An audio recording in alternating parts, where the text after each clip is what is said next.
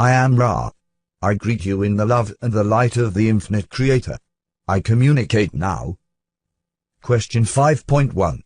Questioner, the last time that we communicated we were speaking of the learning of healing.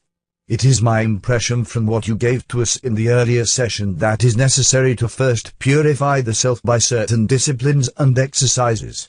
Then in order to heal a patient, it is necessary, by example, and possibly certain exercises, to create the mental configuration in the patient that allows him to heal himself. Am I correct? Answer, I am Ra. Although your learn understanding distortion is essentially correct, your choice of vibratory sound complex is not entirely as accurate as this language allows. It is not by example that the healer does the working. The working exists in and of itself. The healer is only the catalyst, much as this instrument is the catalysis necessary to provide the channel for our words, yet by example or exercise of any kind can take no thought for this working. The healing working is congruent in that it is a form of channeling some distortion of the intelligent infinity. Question 5.2. Questioner, we have decided to accept, if offered, the honored duty of learning teaching the healing process. I would ask as to the first step which we should accomplish in becoming effective healers. Answer, I am Ra. We shall begin with the first of the three teachings learnings. We begin with the mental learned teachings necessary for contact with intelligent infinity.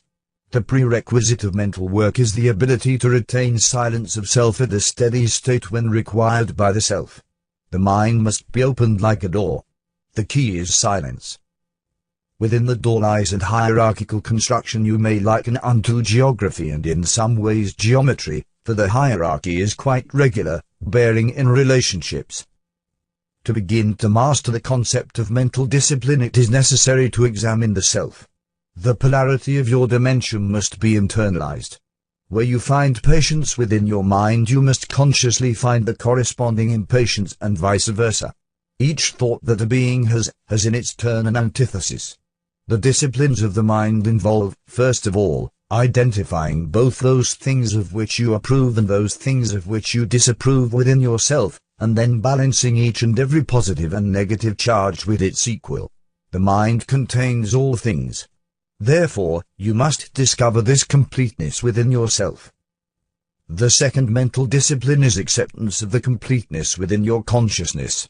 It is not for a being of polarity in the physical consciousness to pick and choose among attributes, thus building the roles that cause blockages and confusions in the already distorted mind complex. Each acceptance smooths part of the many distortions that the faculty you call judgment engenders. The third discipline of the mind is a repetition of the first but with the gaze outward towards the fellow entities that it meets. In each entity there exists completeness. Thus, the ability to understand each balance is necessary.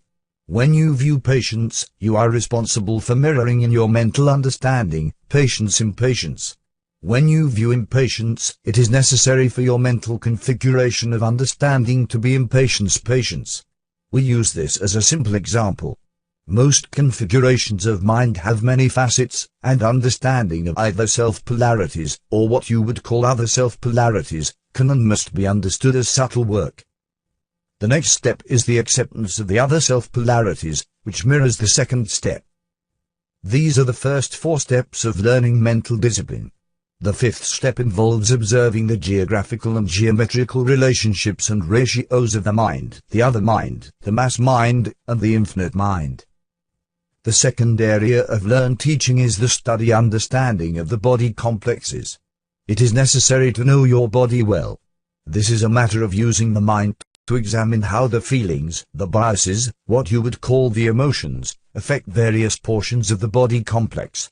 It shall be necessary to both understand the bodily polarities and to accept them, repeating in a chemical physical manifestation the work you have done upon the mind bethinking the consciousness. The body is a creature of the mind's creation. It has its biases. The biological bias must be first completely understood and then the opposite bias allowed to find full expression in understanding. Again, the process of acceptance of the body as a balanced, as well as polarized, individual may then be accomplished.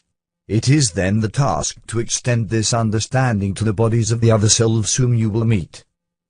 The simplest example of this is the understanding that each biological male is female, each biological female is male. This is a simple example. However, in almost every case wherein you are attempting the understanding of the body of self or other self, you will again find that the most subtle discernment is necessary in order to fully grasp the polarity complexes involved. At this time we would suggest closing the description until the next time of work so that we may devote time to the third area commensurate with its importance. We can answer a query if it is a short one before we leave this instrument. Question 5.3. Questioner, is the instrument comfortable? Is there anything that we can do to increase the comfort of the instrument? Answer, I am Ra. The candle could be rotated clockwise approximately 10 degrees each session to improve the flow of spiraled energy through the being's receiving mechanisms. This particular configuration is well otherwise. But we ask that the objects described and used be centered with geometric care and checked from time to time. Also that they not be exposed to that space-time in which work is not of importance. I am Ra. I leave this instrument in the love and light of the One Infinite Creator. Go forth rejoicing in the power and the peace of the One Creator.